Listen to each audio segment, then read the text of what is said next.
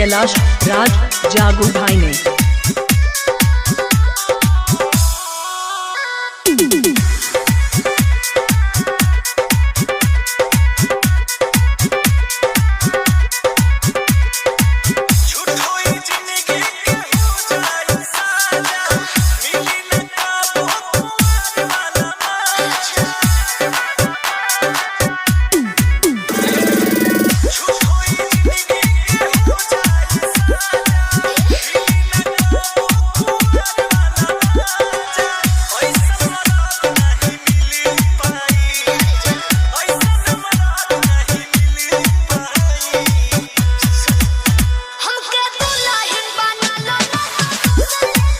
हमारा mobile number है 6281847920।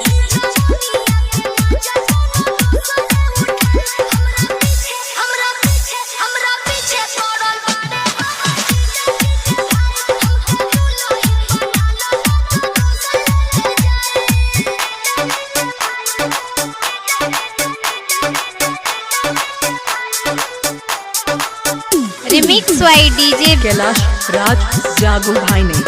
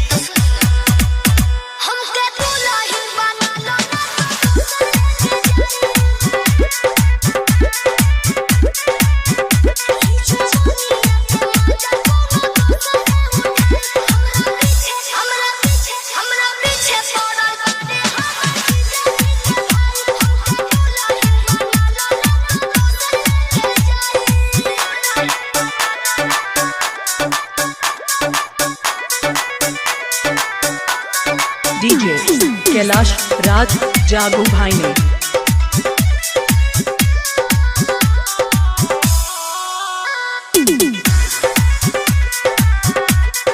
कहाँ घर है?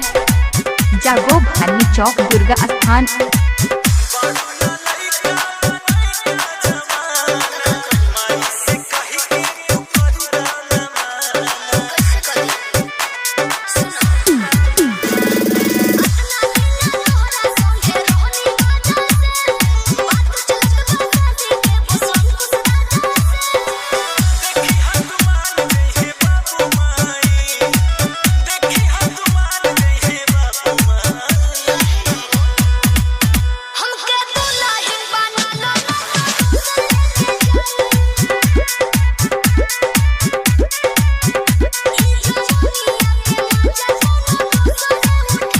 मिक्स बाय कैलाश राज जागू भाई ने